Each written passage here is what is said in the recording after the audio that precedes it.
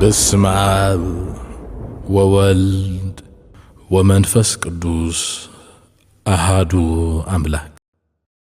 አደረ ላዕሌሃ ቃል ሥጋ ኮነ ወተወልደ እምኔሃ ነሲየ ማይተበ ዘወልደ እግዚአ ብሔር አትብ በስላሴ እመኒ ወደቁ አቲብየ እትነሳእ በስመ አብ ወወልድ ወመንፈስ ቅዱስ ኃይለ መስቀሉ እትመረጐዝ በስመ አብ ወወልድ ወመንፈስ ቅዱስ አሃዱ አምላክ እግዚአብሔር አምላክ ዘፍቅረኩም ንእግዚአብሔር ተፍቅርዎ ንህዲና ቅዱሰ ቅዱሳን ንጽሕተ ንጹሓን ድንግል ማርያም በረኸትን ረድኤትን እትምሕፀኑ ዝራቤት እግዚአብሔር ካብ ዓቢ ክሳብ ንእሽቶ ብስም እግዚአብሔር ዳሓን ዳሓዲርኩም አሜን። እቲ ክሳብ ሞት ዘፍቀረና ሕያው እግዚአብሔር ኣምላኽና ክሳብ እዛ ዕለት እዚኣ ክሳብ እዛ ሰዓት እዚኣ ንንስሓ ዝኸውን ዕድመ ዝሃበና ብምሕረቱ ብሸርነቱ ዝዓቀበና ውዕለቱ ኣይንገርኒ እሞ ስሙ ዝኸበረን ዝተመስገነን ይኹን። ሰማያዊ ኣምላኽ ዝወለደት ኣኽሊል ትምክሕትና ጀማሪት ድሕነትና መሰረት ንጽህናና ዝኾነት ድንግል ማርያም እያ እሞ በተወዳ ዘኽበራ ክብሪ ሰማያዊ ክብሪ ይብፅዓያ። ሕራይ ምዕራፍ 4 አንቀጸ ጸሎት ከላይ ክፋል ራብዓይ ኣርእስቲ በፂሐ ኣለኹ። እዚ ድማ ተመላላሲ እዩ ዝብል እዩ። ንሱ ዲያብሎስ ተመላላሲ እዩ ኣብ ነገረ ጸላይ ኣለና ማለት እዩ። ዲያብሎስ ንዓና ንኸስሕት ወይ ድማ ምሳና ንኽቃወም ኩሉ ግዜ ናቱ ስራሕ ናቱ መደብ እዩ። ስለዚ ንዓና ኸስሕት እንከሎ ድማ ብኣጋጣሚ ወይ ድማ በኻልእ ነገር ዘይኮነ እናተመላለሰ እውን ንሃና ጥፍኣት ዝምርምር ወይ ድማ ንሃና ጥፍኣት ዝምድብ ምዃኑ ኢና ንርኢ ዘለና። ንሱ ዲያብሎስ ተመላላሲ እዩ። ወእንከመ ወፃ መንፈስ ርኩስ እምሰብ መንፈስ ርኩስ ሰይጣን ብጸሎትን ብጾምን ብጸበልን ካብ ሰብ ምስ ወፀ ኣብ በረኻታት የአውድ በድወ ከም ዝብል ኣብ በረኻታት ዘወር ይብል ኮለል ይብል ወእምዚ ይብል እገብእ ድሕርዚ ግና እስከ ናብቲ ናይ ቀደመይ ዶ ክምለስ ኢሉ ይሓስብ። እዚ ኢሉ ሓሲቡ ድማ ብወሰን ኮይኑ ነታ ዝወፀላ ነፍሲ ብወሰን ኮይኑ ከምዚ ኢሉ ይዕዘብ። ንግሆ ምሸት ይዕዘብ። እታ ነፍሲ እቲኣ ድማ ዒራ ወፂለይ ኢላ ጸሎታ ሓዲጋ ጾማ ሓዲጋ ማይ ጸሎታ ሓዲጋ ተዛሃሊላ ይርያ። ብድሕሪኡ እምበኣር ሕጂ ኣብዚ በፂሓ ኸላ ሕጂ እድዕወት ኢሉ ካብኡ ዝኸፍኡ ኣጋንንት 7 ኣጋንንት ሒዙ ናብዛ ነፍሲ እዚኣ ይኣቱ ወበዊኦም ይሃድሩ እየ ኩሎም ድማ ይሓድርዋ እቲ ሰብ እቲ ካብ ቀዳማዩ ዳሕረዋዩ ዝገደደ ይኸውን ስለዚ ኩሎም ኣብኡ ምስ ሓደሩ ነናሃቶም ስራሕ ከዝርሕዋ ምስ ጀመሩ ሓደ ሰብ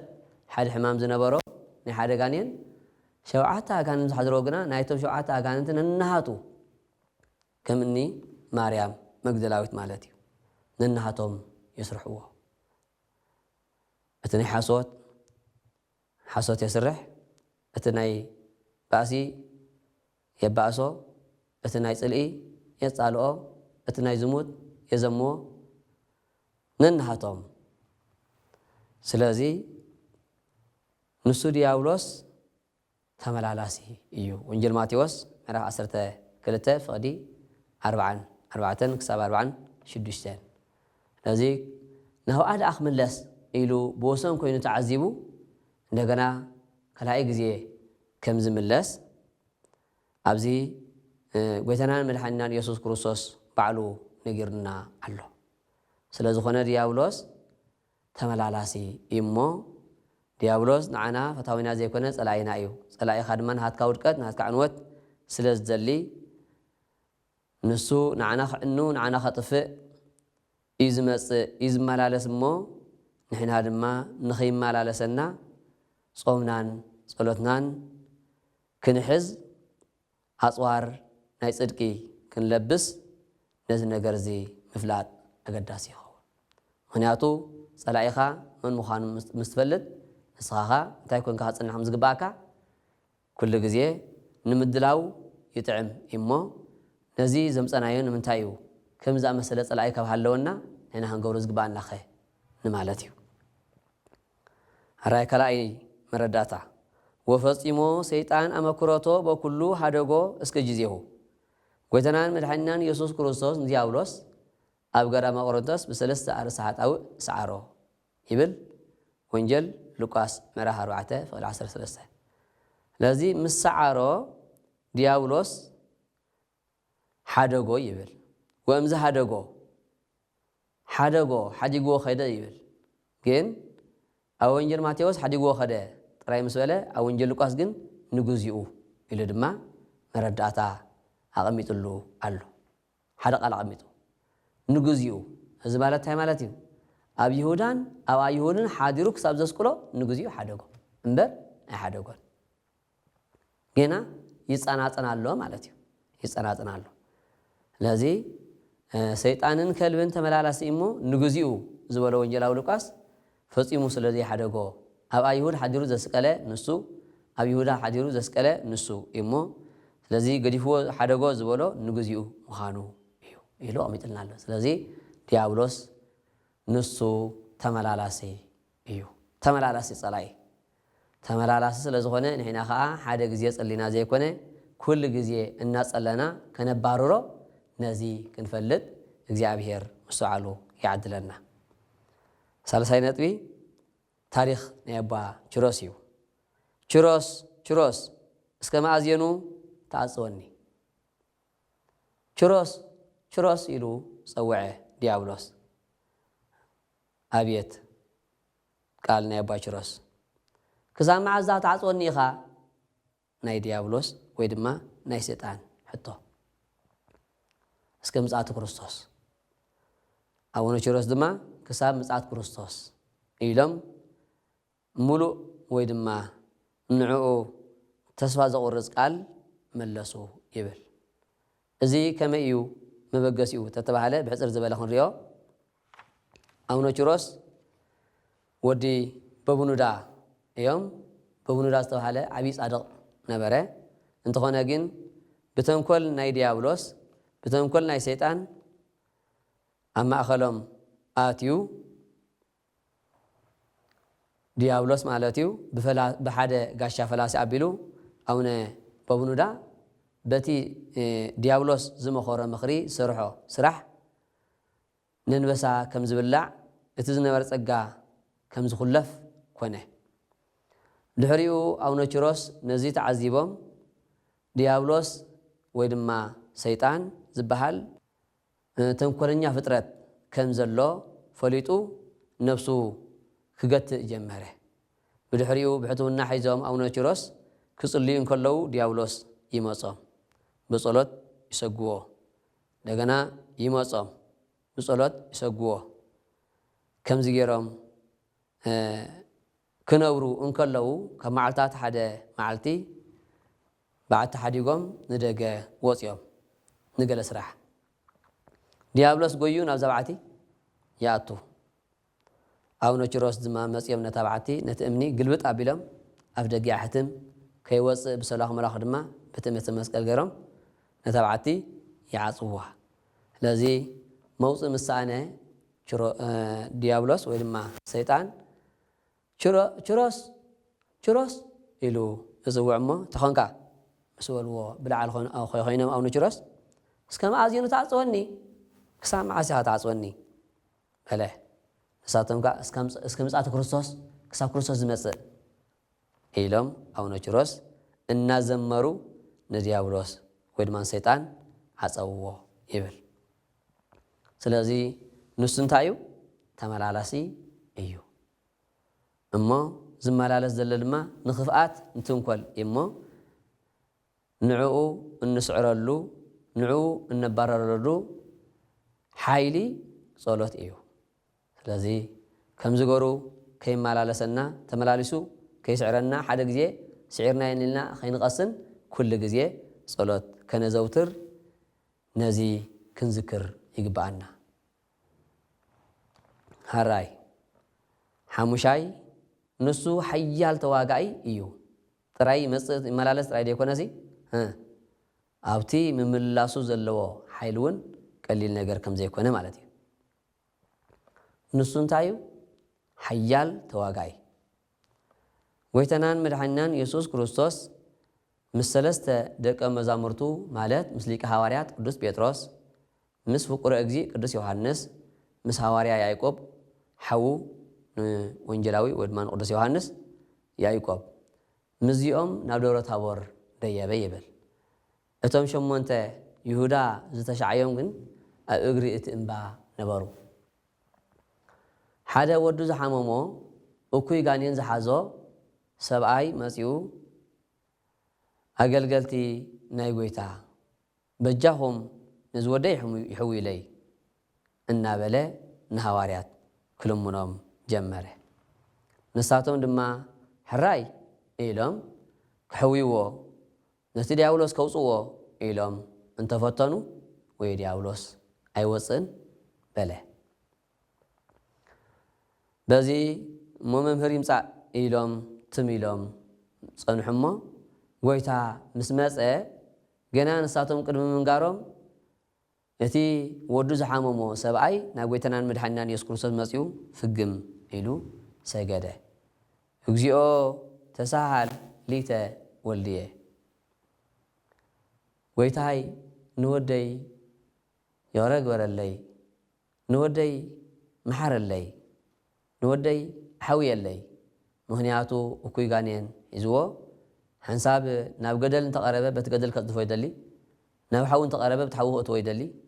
ናብ ቀላይ እንተቐረበኻ ናብቲ ቀላይ ከጥልቆ ይደሊ ንወደይ መሓረለይ ክብል ከሎ እዚ ኢሉ ዶ ትም ይበል እንተኾነ ቀዲመ እኳ ናብ ተምሃሮ ከምፂ እየ ፀኒሐ እየ ግን ኣይሓወየ ንወደይ ይብል ሰብኣይ ጎይታናን መድሓኒናን ኢየሱስ ክርስቶስ ኣቶም ጎደሎ እምነት ኢሉ ንሃዋርያት ይነቕፎም ካብኡ ናብ ሰብኣይ ቁሊሕ ብምባል ኣምፃዮ ነጆ በለ ሕያው እግዚኣብሔር ኣምላኽና በቲ ሕያው ቃሉ ገይሩ ነቲ ቆልዓ ምስ ኣምፅዎ ድማ ውፃእ መንፈስ ርኩስ ውፃእ በለ እግዚኣብሔር ኣምላኽና በዚ ግዜ እዚ ነቲ ቆልዓ ፃሕ ኣቢልዎ ዓፍራ ኣዕፊርዎ ወፀ ሃዋርያት ብየማነ ፀጋም ኮይኖም ትም ኢሎም ክዕዘቡ ድሕሪ ምፅንሖም ናብ ጎይታ ቅርብ ኢሎም ወእንተ ባህቲቶም ይብል መምህር ንዓና ደኣ ኣብና እኳ ይምፃእ እንታይ ኮይኑ ዳ ኣሎ ኣብና ኢሎሞ እንታይ ኮይኑ ኣብና ማለት ኣብ ወንጀል ማቴዎስ ምዕራፍ 10 ሙሉእ ስልጣን ከም ዝሃቦም ሕማት ክሕውዩ ለምፀማት ከንፅሁ ኣጋንንቲ ከውፁ ስልጣን ከም ዝሃቦም ንሶም ዝምስክርዎ ሓቂ እዩ እንተኾነ ግን ኣጋንንት ከውፅኡ ስልጣን ተዋሂቦም ክንሱ ነዝጋንየን ዝኸውፅዎ ኣይተኻኣሎምን ኣብዚ ግዜ እዚ ማለት ስለዚ እንታይ ኮይና ኢና ንሕና ኣብና ኢሎም ምስ ሓተትዎ ዝንቱ ዘመድ እይወፅእ ዘእንበለ በፆ ወመፀሎት እዚ ፀላእ እዚ እዚ ተቐራኒ እዚ ቀሊል መሲልኩም ብዘይ ጾምን ብዘይ ጸሎትን ኣይወፅእን ኮዩ በሎም ስለዚ ሓያል እዩ ልዕሊ ሓይሉ ዝኾነ ግን ጸሎት ኣሎ ስለዚ ንሱ ሓያል ተዋጋእ ምዃኑ ፈሊጥና ንዕኡ ዝሕይሎ ንዕኡ ዘውድቆ ጸሎት እሞ ጸሎት ክንሕዝ ንሃብቶ ሓይሊ ክንፈልጥ እግዚአብሔር ምስ በዓሉ ይዓድለና እዚ ታሪኽ እዚ ኣብ ይርከብ ተተባሃለ ኣብ ወንጌል ማቴዎስ 17 ፍቕዲ ካብ 14 ጀሚሩ ክሳብ 20-21 ካልኣይ ታሪኽ ናይ ያዕቆብ ዝተባሃለ ሓደ ዓብይ ኣቦ ነበረ እዚ ኣቦ እዚ 15 ዓመት ዝኣክል ካብ በዓቱ ከይወፀ ብጾምን ብጸሎትን ብስግደትን ተወሲኑ ይነብር ነበረ ልኡኻት ናይ ሰይጣን ዝኾኑ ሰባት ንኣባ ያዕቆብ ንምስሓት ዘማዊት ሰበይቲ ሰደድሉ ንሳ ድማ ንግብሪ ኃጢአት ዝዕድም ኣብ ቅድሚኦም ክትገብር ጀመረት ኣባ ያዕቆብ ነዚ ነገር እዚ ብትዕግስቲ ክኢሎሞ ንዛ ሰብ እዚኣ መኺሮምን ምዒዶምን ናብ ምንኩስና ኣብፅሕዋ ሰይጣን ኣይተዓወተን ስለዚ ሰይጣን እዚ ከም ዘይኮነሉ ምስ ረአየ ኣብ ሓንቲ ጓል መኳንንት ሓዲሩ ከውድቃን ከንገርግራን ጀመረ ንኣቦኣ ድማ ብዘይካ ኣባ ያዕቆብ ካልእ ክፍውሳ ዝኽእል የልቦን ዝብል ሓሳብ ኣምፃኣሉ ኣቦ እታ ጓል ምስ ሓዋ ናብ ኣባ ያዕቆብ ኣምፃኣ ኣባ ያዕቆብ ድማ ጸለዩ ሰይጣን ድማ ተሳዕረ ንኻልኣይ ግዜ ማለት እዩ በዚ ያእኽለኒ ከይበለ ዲያብሎስ ሕጂ እውን ገና ክፍትኖም ጀመረ እንታይ ጎርዳ ፈተነ ሕጂ ኸ ተተባሃለ መፈተና ኣይስእኒ ንኣቦ እታ ቆልዓ ሓላይ መሲሉ ሕጂ እንተወሲደያ ክምለሳ ስለ ዝኽእል ጽቡቕ ጎሩ ክሳብ ድሓድጋ ኣብዚ ትቐኒ ከም ዝብል ገበሮ ኣብዚ ትቐኒ ኢሉ ምስ ሓዋ ሓዲግዋ ምስ ኣባ ያዕቆብ ይኸይድ እሞ ዲያብሎስ ብኻልእ ምዃን ምስ ኣበዮ ብዝሙት ክፍትኖም ጀመረ ወኣሃዘ ይፅብኦ በዝሙት ይብል ብዝሙት ክቃወሞ ጀመረ ኣባ ያዕቆብ ስለዚ ብዝሙት ናብዛ ሰብ እዚኣ ይወድቕ ማለት እዩ ኣባ ያዕቆብ ድሕሪኡ ንንሃቶም ነውሪ ክፀርዎ ስለ ዘይከኣሉ ኣባ ያዕቆብ ነዛ ቆልዓ ይቐትልዋ ማለት እዩ እንደገና ከዓ ክነግረለይ እንዳኣሉ ኢሎም ከዓ እንደገና ነቲ ወዲ እውን ይቐትልዎ በዚ ከዓ ዘምዎ ዝሙት ከይኣክል ቅትለት ቀፀለ ቅትለት ብቕትለቱ 2 ነፍሳት ኮኑ በዚ ነገር እዚ ኣባ ያዕቆብ ንንሃቶም ሓጢአት ንንሃቶም ገበን ፀላኢ ሰናያት 2 ሰብ ቀቲልካ ብዝሙት ድማ ወዲቕካ ኣየብሕትውና እናበለ ሕሹኽ እናበለ ከጨነቆም ጀመረ ባዓቶም ሓዲጎም ኣባ ያዕቆብ ንዓዲ ናብ ከተማ ገጾም ይኸዱ ነበሩ ብጭንቀት ተወጢሮም ገጾም ተደዊኑ ንኸተማ ይኸዱ እትረፈኒ ከምዚ ኢልካ ብሕትውና ደኣ ከመይ ክኸውን ዘየምሕር ኢሉ ክኸይድ እንከሎ እግዚኣብሔር ኣምላኽ ንሰብ ዘፍቅር ምሕረት ዝልማዱ እግዚኣብሔር ኣምላኽ ሓደ ኣቦ ሰደደሎም ናበይ ትኸዱ ኣለኹም ኣቦና በሎም ነጂ ገፀአ ንጎርኒ ኣይነግረኩም እየ ኣይፋልኩም ንጎርኒ እንታይ ኢልኩም ሞ ንሃተይ ሓጢአት ስራሕኹም ጎሩ ከብኩረኩም እየ ይብሉ ደሓና ኣቦና ንጎርኒ ኢሎም ክሰድዎም ስለ ዘይከኣሉ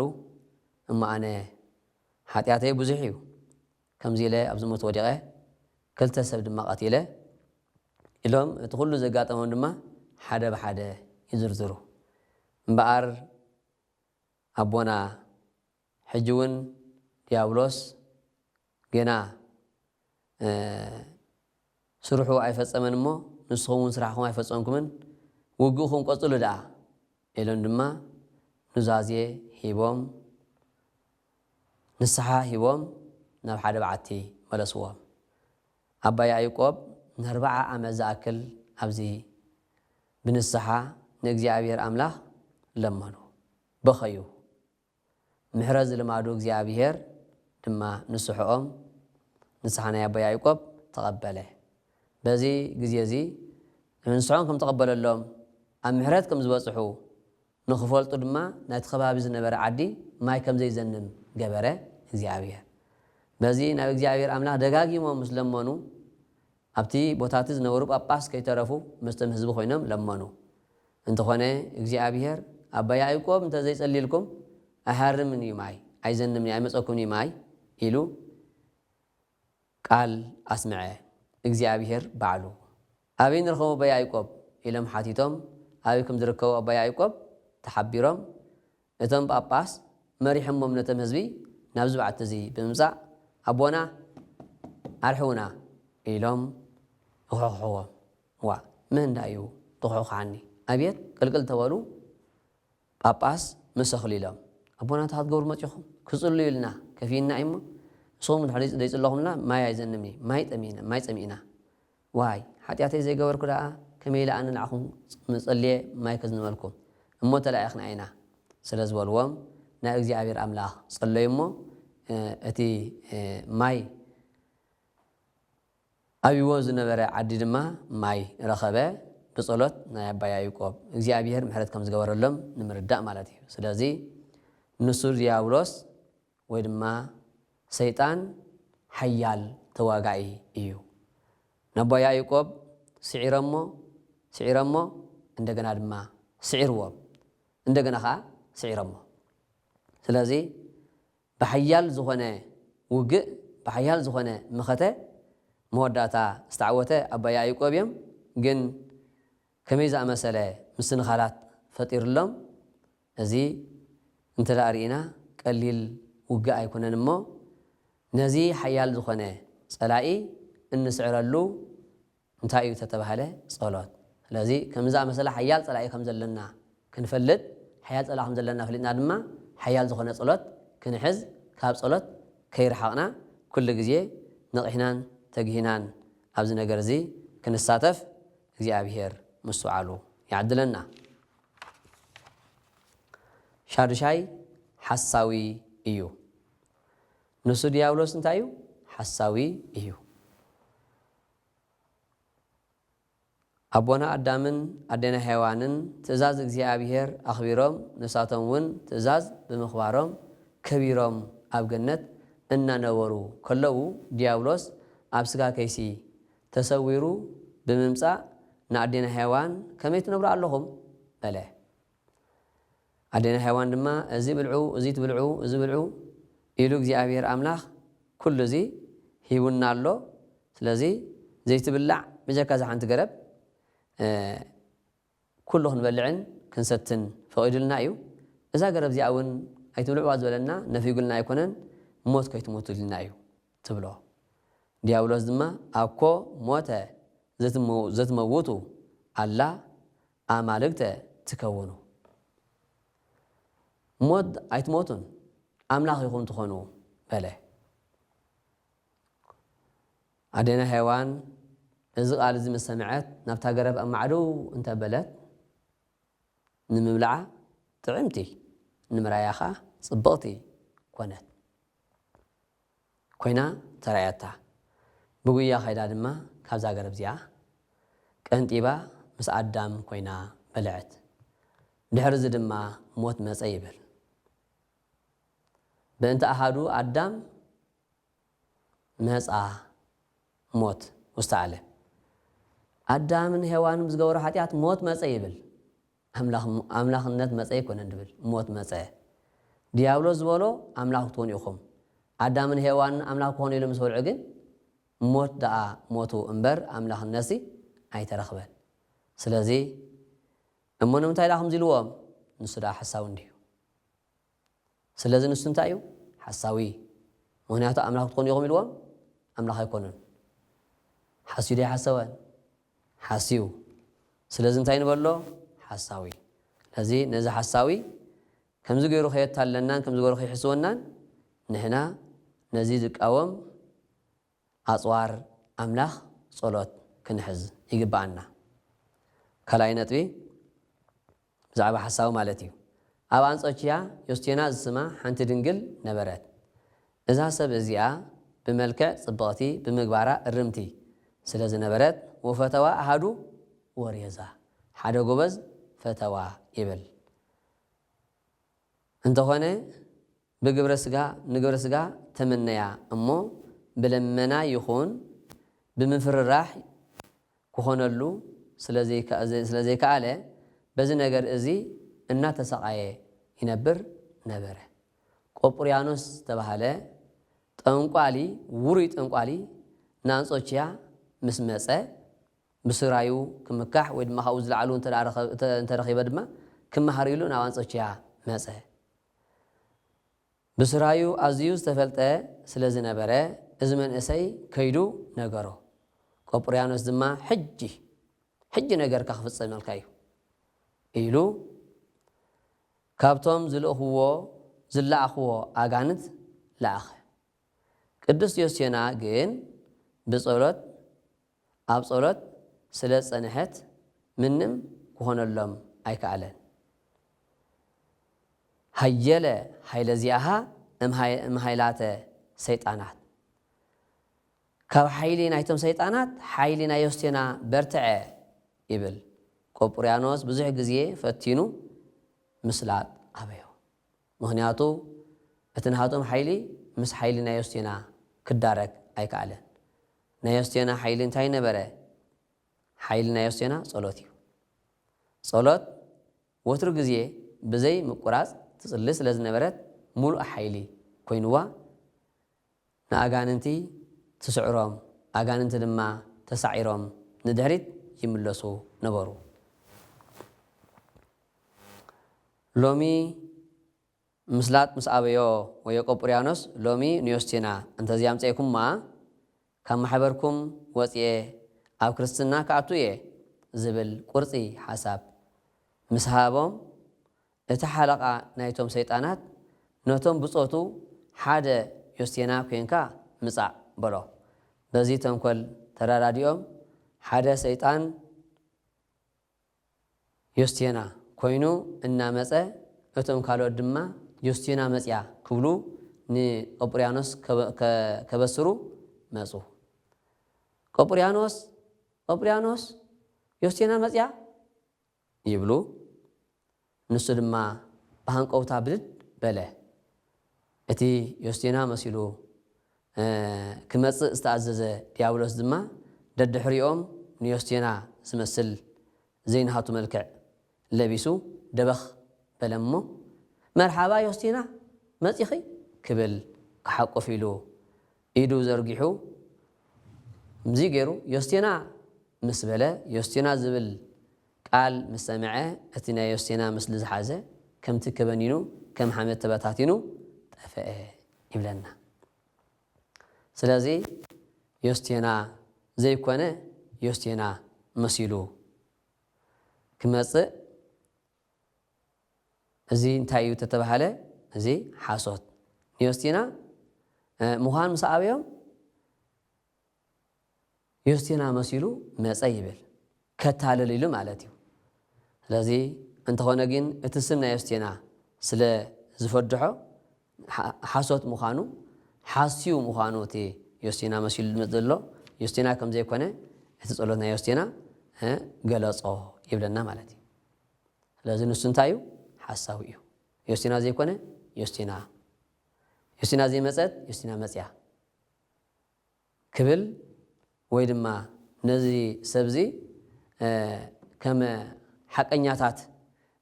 ኮይኖም ንዕኡ ይፃወትሉ ከም ዝነበሩ መጠረሱ ግን እትናቶም ህይወት ኩሉ ሓሶት ምዃኑ ከም ዝተረድአ መወዳእታ እቲ ህይወት ይነግረና ማለት እዩ። ስለዚ ንሱ ዲያብሎስ ሓሳዊ እዩ።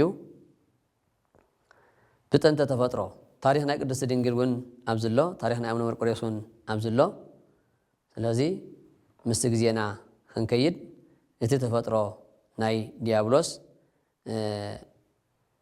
ንዑ ትርኽ ኣቢልና ክንውድእ ኢና። ታሪክ ናይ ቅድስቲ ድንግል ኣብ ቤት መቅደስ ከላ ነቶም ኣይሁድ ብተንኮሎም ናብ ሓደ ጠንቋሊ ከም ዝኸዱ እሞ እቲ ጠንቋሊ ድማ ድላይኩም ክገብረልኩም ይኽእል እየ ኢሉ ነዞም ሰባት እዚኣቶም ከም ዝሓሰቦም መጠርሱ ግና ፈቲኑ ከም ዘይኮነሉ ኢና ንርኢ ማለት እዩ። ስለዚ ኩሉ ክገብረልኩም ይኽእል እየ ኢሉ ንሳቶም እውን ንሰማይ ጠቕልልዎ እንተበልካና ክንጠቕልልካ ንኽእል ኢና ክብሉ ንዕኡ ከም ዝሓሰብዎ መጠረሱ ግን ሓሶት ኮይኑ ከም ዝተረፈ ብሓፈሻ እቲ ታሪክ ጽምኦ ዝበለ ነዚ ይመስል። ሕራይ እታ ናይ መወዳእታ ታሪክ ዘላ ብጥንተ ተፈጥሮ ብጥንተ ፍጥረት እውን ኢሉ ሓደ ዓብይ ታሪክ ኣሎ። ንሱ ድማ እግዚኣብሔር ንቅዱሳን መላእክት ሕያዋን ለባውያን ነባብያን ገይሩ ፈጢርዎም ስለ ዝነበረ ተመራሚሮም ፈጣሪኦም ይፍለጡ ኢሉ ተሰወሮም። ንሳቶም ድማ መኑ ፈጠረነ ወመሃበ ኣይቴ መጻነ እናበሉ መን ፈጢሩና ካበይ ከመጺና እናበሉ ከዘራረቡ ጀመሩ። ዲያብሎስ መንበሩ ካብ ኩሎም ብርኽ ዝበለ ክብ ዝበለ መንባሩ ጽን እንተበለ ንትሕቲኡ ብትሕቲኡ እምበር ብልዕሊኡ ዝኾነ ድምፂ ኣይነበረን። ኣነ ፈጣሪሆም ለሉ ፍጡራን ወኣነ ገባሪሆም ለሉ ጉቡራን እናበለ ድማ ናይ ሓሶት ቃል ኣብዚ ተዛረበ። ስለዚ ኣቦታትና ነዚ ከማሳጥሩ እንከለዉ ኣመፃ ወፃት እመዛግብቲሃ ድርሳነ ቅዱስ ገብርኤል ዝሕብሮ እዩ። ሓሶት በዚ ግዜ ዝተጀመረ ይብል። ሓሶት በዚ ግዜ ዝተጀመረ ስለዚ ዲያብሎስ ሓሳዊ ጥራይ ዘይኮነ ኣቦ ሓሶት እውን እዩ። ኣቦ ሓሶት እዩ። ስለዚ ካብዚ ሓሳውን ኣቦ ሓሶትን ዝኾነ ዲያብሎስ ክንድሕን እንተደኣ ኮይንና ንዕኡ ዘርሕቕ ንዕኡ ዘባርር ኣጽዋር ኣምላኽ ቃል እግዚኣብሔር ጸሎት ክንሕዝ ይግባአና። ምክንያቱ ንሱ ብዝመጾ በዚ ይመጽእ ብዘይ ይበልናዮ ብዘይ ገመትናዮ ክመጽእ ስለ ድኽእል ንሓሶት ድማ ድሕር ዘይብል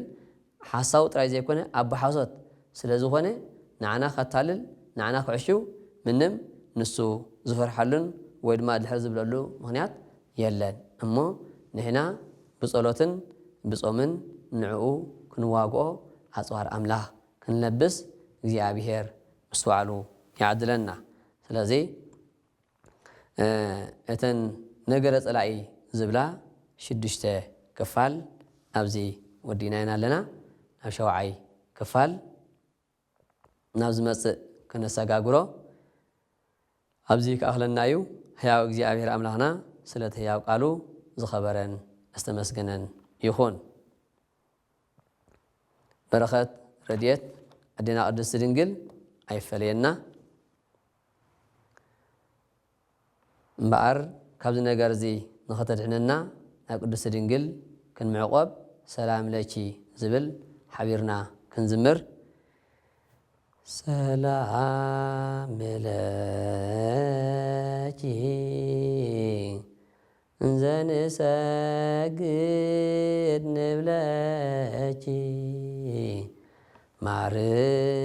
ማርያም እምነ እናስተበቋኪ እምኣርዌናዊ ተማሂፀነብኪ በእንተ ሃና እምኪ ወኢያቄማውኪ ማህበረ ነዮም ድንግል ባርኪ ሰላም ለኪ እንዘንሰግድ ንብለኪ ማርያም እምነ ናስተበኩአኪ እማርዌነ አዊተ ማኅፀነ ብኪ ሰላም ለኪ እንዘንሰግድ ንብለኪ ማርያም እምነ ናስተበኩአኪ እማርዌነ አዊተ ማኅፀነ ብኪ በእንተ ሐና እምኪ ወኢያቄም አቡኪ ማኅበረነ ዮም ማኅበረነ ዮም ማኅበረነ ዮም ድንግል ባርኪ በእንተ ሐና እምኪ ወኢያቄም አቡኪ ማኅበረነ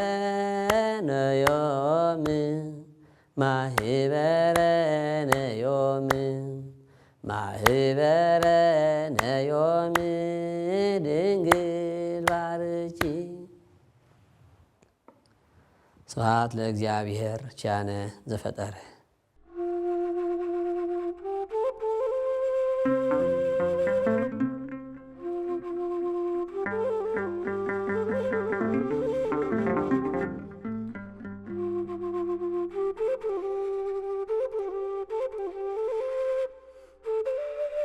Thank you.